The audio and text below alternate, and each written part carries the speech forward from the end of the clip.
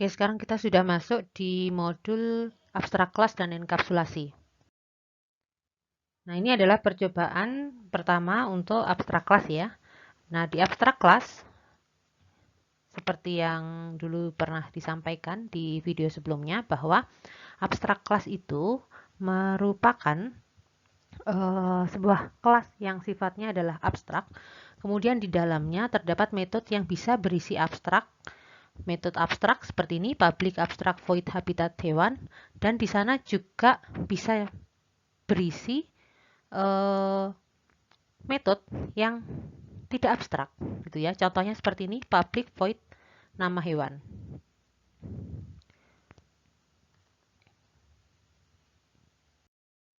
Kemudian di kelas carnivora yang merupakan child class dari parent kelasnya hewan, di sini ada atribut hewan, habitat, kemudian penjabaran dari abstrak, metode abstrak habitat hewan tadi di breakdown di kelas carnivora ini, di mana di sini ditampilkan sistem outprint line habitat hewan, kemudian habitatnya apa itu ditampilkan. Nah, untuk menampilkan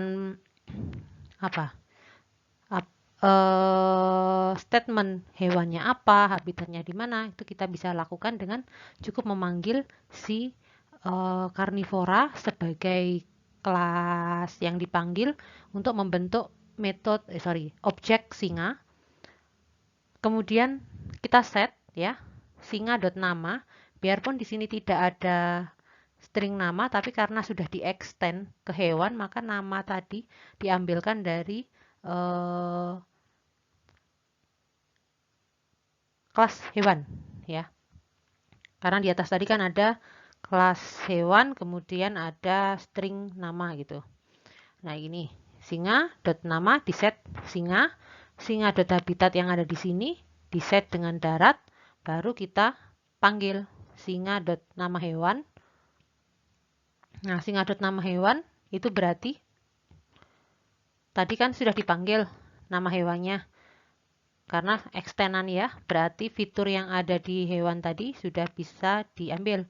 Singa.nama hewan, kemudian singa.habitat hewan.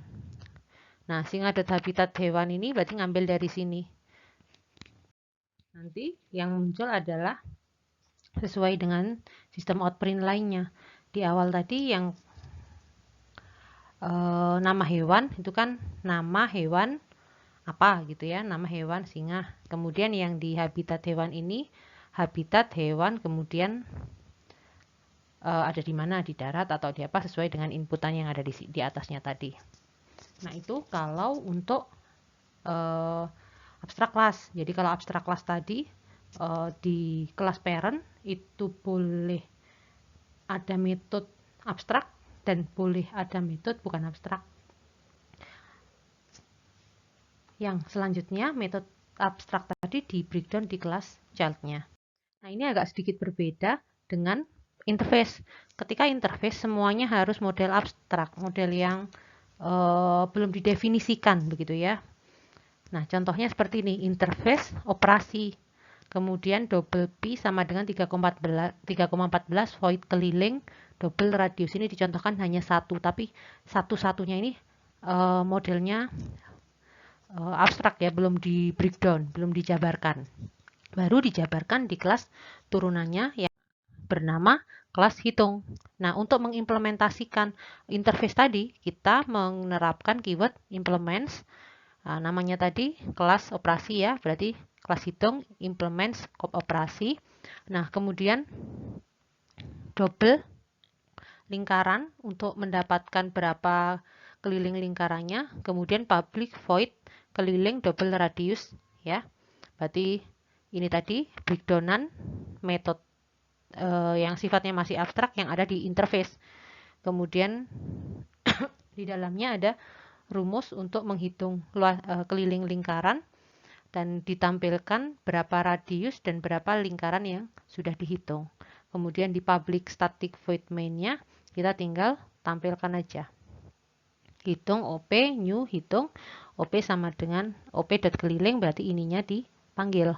dengan inputnya adalah di sini adalah 4. Maka 4 dikonversi ke dalam radius dan dihitung dengan dikalikan pi 3,14 kali 2 kali radiusnya tadi.